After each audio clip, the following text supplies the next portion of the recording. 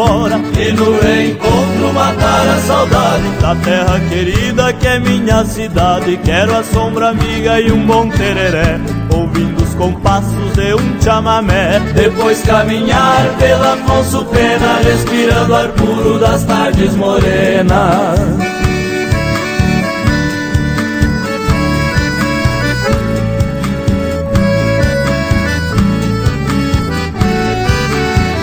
Se estou viajando eu sinto saudade, cada dia ausente é uma eternidade. Pensamento voa, vai buscar distante lembranças bonitas lá de Campo Grande. Pra fazer amigos não tem dia e hora, sempre é um lugarzinho pra quem vem de fora. Porque o coração do sul-mato-grossense sabe receber e conquistar a gente.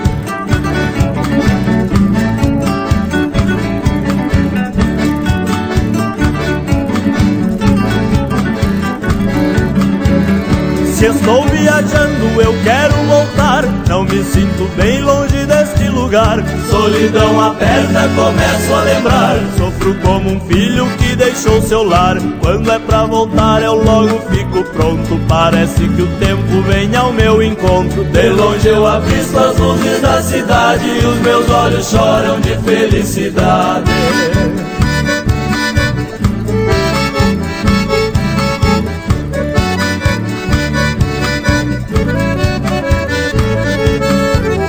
Terra desbravada com a força dos braços, no Brasil moderno conquistou espaço. Gente hospitaleira e de bom coração, recebe quem chega e não faz distinção. Mistura a guaranha com o vaneirão, toma o tereré e toma o chimarrão. Aqui todo mundo vive como irmão, virtude que orgulha a população.